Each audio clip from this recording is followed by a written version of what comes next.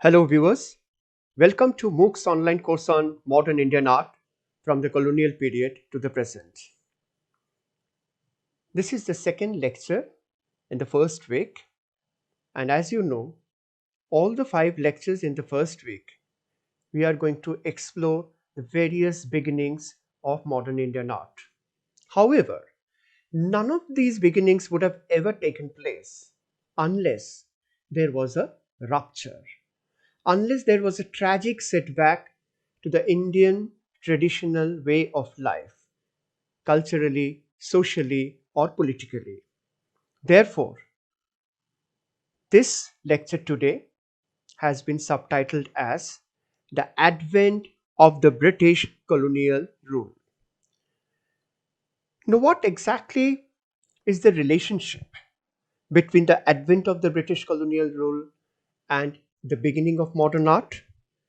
The relationship has to be understood with this knowledge that with the advent of the British colonial rule in India, not only that we lost the traditional social structure and cultural patronization, but actually there was a rapid decline of the traditional visual art forms and practices.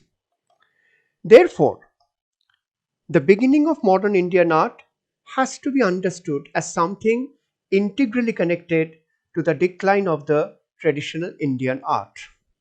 In other words, the transition from the tradition to modern in Indian art was not a smooth one. It was a fallout of a major disruption brought about in the social, political, and cultural spheres of Indian people by the British colonial rulers. There was clearly a big rupture, a serious breach, and a sudden fissure. As a result, the tradition came to a halt or gradually disappeared. And more often than not, it wasn't a very gradual disappearance. It was rather rapid, therefore, creating quick ruptures in the social and cultural fabric of India. However, it did not take time for the Indian artists to adjust to this new situation and negotiate the new challenges posed by the colonial rulers. Gradually, new styles of art and new subject matters replaced the earlier ones, and the new artists emerged with individual talent, capacity, and motivations. Now, how or what was the kind of situation? What was the kind of art forms that Indians were used to before the advent of the British colonial rulers?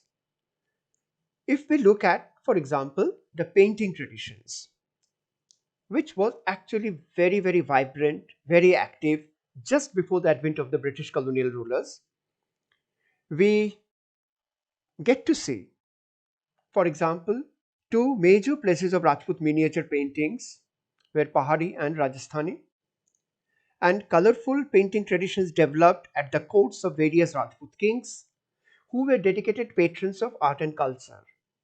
So, when the very existence of these Rajput kings and various other small rulers ruling different courts of India came to a kind of crisis, their existence was severely questioned.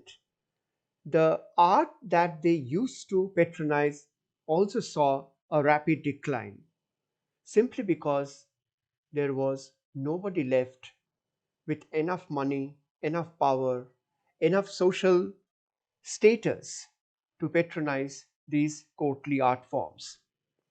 So the period from 17th to 19th century witnessed the emergence and proliferation of Rajput miniature paintings. And we also know that in these miniature painting tradition, we see usually narrative subject matters in Rajput paintings, mostly with a focus on mythological tales like Bhagavata Purana, epic tales like Ramayana and Mahabharata, literary tales like Gita Govinda, and scenes and events from the courtly life or the royal life or the life of the kings and the queens. Now, each center or school or court developed their own representational style, though the subject matters have often remained the same. Let us look at a few examples from the prevalent traditions which saw a serious rupture, a serious setback after the advent of the British colonial rulers. For example, this one. This is an example of a very typical miniature painting. And if you look at the figuration, if you look at the trees, if you look at the animals, if you look at the human beings, if you look at the compositional scheme, you will see that not only this one, but in most of the miniature paintings, they followed a certain convention developed by them, imagined by them, and improved by them, refined by them, motivated by their own cultural taste and objectives. Of course, the patrons, that is, the kings, often had a say, but hardly the patrons used to instruct or dictate that this is how you would be doing this painting. Sometimes, yes, to some extent, but more often than not, it was a very natural cultural development. Or you can put it in other way, you can say the way miniature paintings, traditional miniature paintings developed until the advent of the British colonial rulers.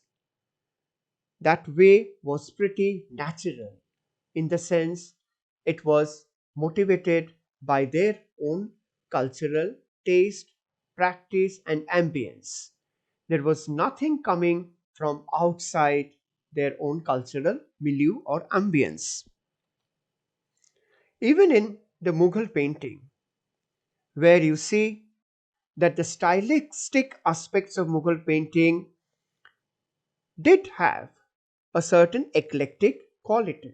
That is, they did derive or imbibe certain stylistic features from Persian gharanas, that is, Persian traditions, even from the Western art traditions, of course, from the pre Mughal Indian art traditions. Yet, as far as the subject matter and the amalgamated styles of Mughal paintings are concerned, they were highly rooted to their culture, to their way of life.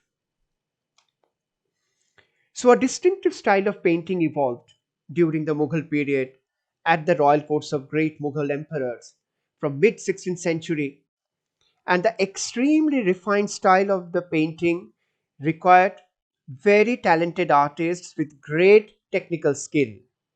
The best painters of the time were selected by the emperors to join the royal studio as the court painter.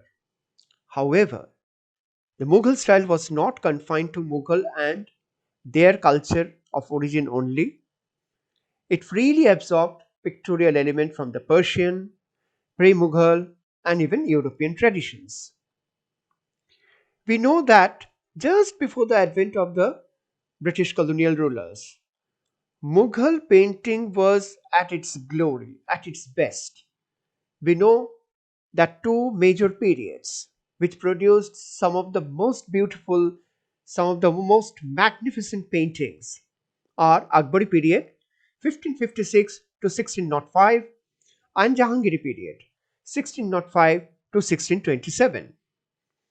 And whether it is a real life hunting scene or an imaginative episode from the legendary tales of Hamza Nama, all kinds of paintings are done with a convincing naturalism, with great detailing and impeccable finish.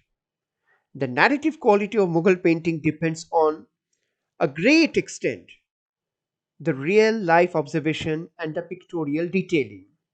This is important because after the advent of the British colonial rulers, the first phase of art activities patronized and encouraged by the British rulers would require this kind of observation based detailings, and therefore the training, the experience that the painters got from the Mughal painting traditions would really be very helpful in delivering the kind of artworks that was demanded from them by the British colonial rulers.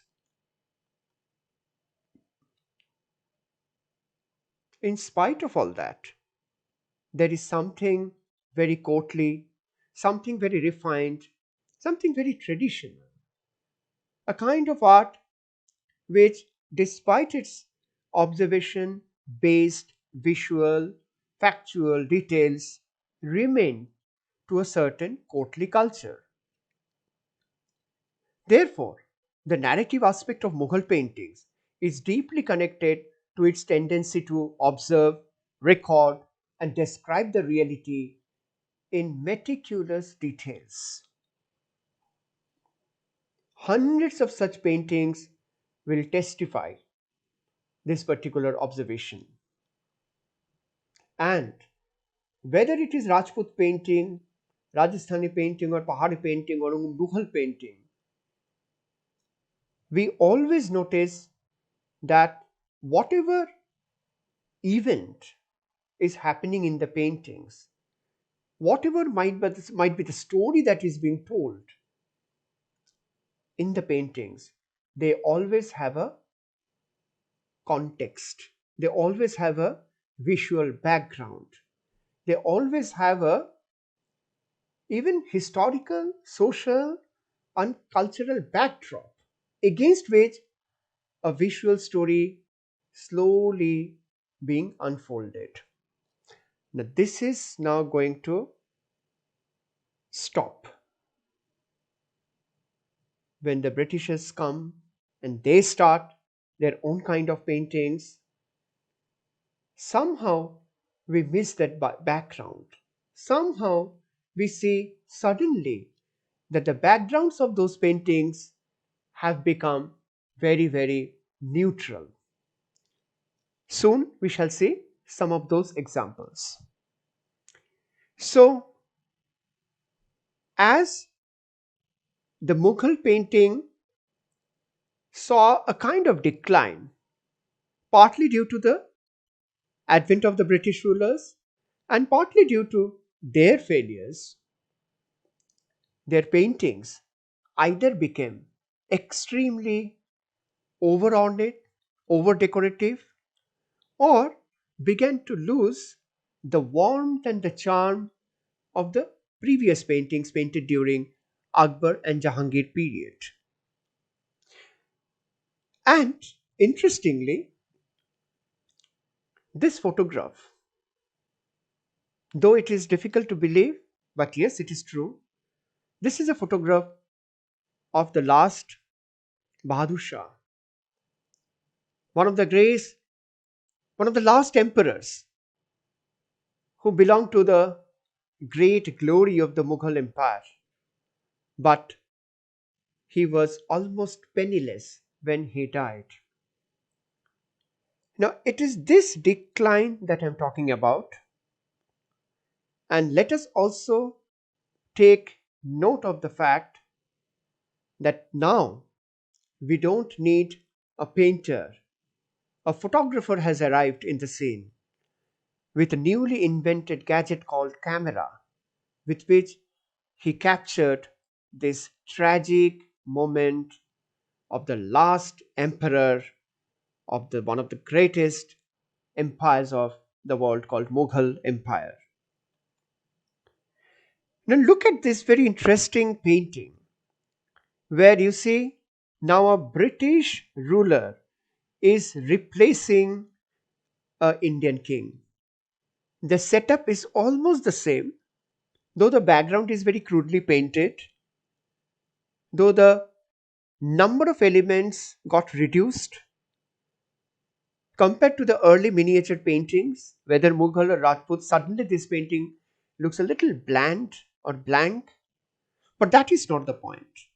The point is now you see a British, a European, a white, ruler, a pompous ruler, replacing exactly that space which used to be occupied by an Indian king, whether Rajput or Mughal. So it is not just the decline that 18th century India was witnessing, it was also witnessing a power shift, a cultural shift. Somebody was replacing someone else. And to capture the Indian life, to capture the Indian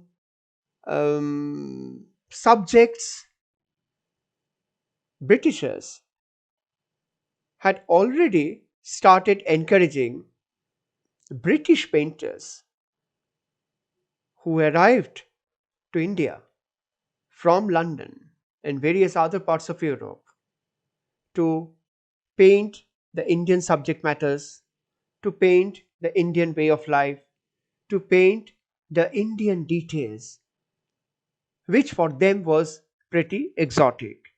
And here we are going to see works by three different artists who are very, very well known as British painters painting Indian subject matters.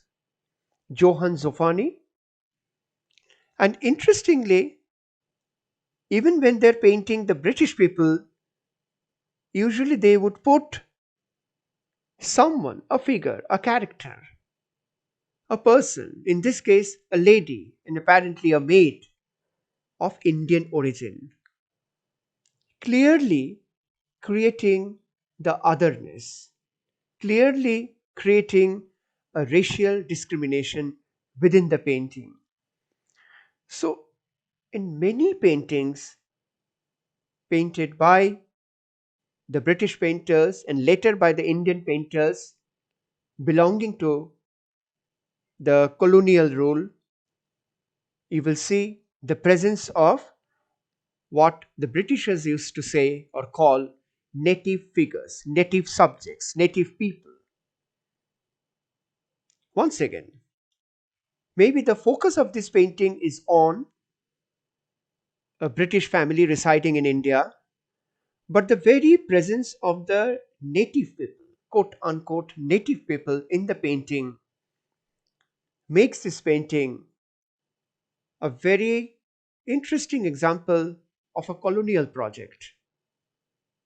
The painters were sent to basically document Indian life and also glorify the presence of the British people in Indian land and also show Indian people in a particular light. One more painting by Johann Zoffany. Almost in all these paintings, this curious presence of Indian subject matters become a very important feature of these works. Tilly Kettle was another painter who reached India to paint not just India but the colonized India. None of these British painters had ever seen India before the colonization.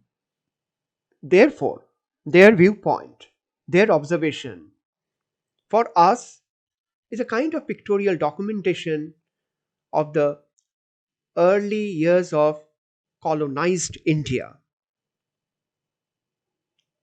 So they were painting both Indian people as well as British people. But it is very important to see in which light they are showing. They are representing these people. So, very specific professions, characters were chosen from the Indian subjects, Indian people, and they were highlighted. In this case, the dancers, the street dancers, two women have been highlighted. I mean, obviously, there is an Orientalist perception here, Orientalizing the colonial or colonized India. And that is getting very, very conspicuous in these paintings. And this was possible because there was a rupture. And finally, Thomas Daniel and William Daniel, the uncle and the nephew, they came here together to India and they did a lot of paintings and also etchings and drawings, not only of Indian people and European people, but also the Indian scenario, the Indian landscape, the Indian geography, the Indian heritage. Even they never failed to exoticize a simple woman fruit seller, which was a very, very common view, probably a very common profession in certain parts of India. But the way they were highlighting it, the way they were exoticizing it, is very important for us to see. And thanks to these artists, we actually get to see how the various important historical and heritage monuments looked like in late 18th and early 19th century. Even before they were photographed properly, all these places were actually drawn and painted. This is how Taj Mahal looked like. And this is a kind of convincing representation because these artists were using a certain realistic and naturalistic visual style, or for that matter, a port, a seaport near Madras, ensuing storm, huge wind blowing, and so they were not just capturing a particular scene or object, they were also, at least in some of these paintings like this, they were trying to capture a moment, a particular fleeting moment. So, British colonial panorama. It is at this point, that is in mid 18th century, Britishers and these colonial rulers had actually spread their power in the whole Indian panorama. So, this is a wonderful work of art by a British painter where this panoramic view coincided with this idea, a typical colonial ruler's idea that we have now the entire India under our control, under our rule.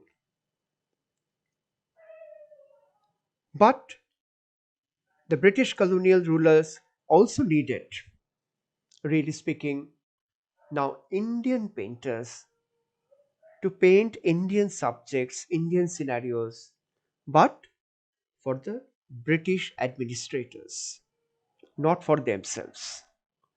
So slowly we will see, and this will be the topic for our next lecture, that is lecture number 3, generally called company painting, where the Indian painters would be doing almost the same kind of works which the European and the British painters did in this early phase. But as I was telling you, this whole idea of documenting a colonized land actually led to the creation of various important documentation. Otherwise, we would not have ever known that this is how Konark temple looked like when it was first discovered. So these are very important documentations from the point of view of history and archaeology. Now, therefore, we have come to a point when we are about to witness the emergence of a very, very important phase in modern Indian art, in the early phase of modern Indian art, and that is the company painting. And in the next lecture, we shall discuss the characteristic features of company painting, the different examples of company painting, and the very interesting style that was developed by the company painters. Thank you.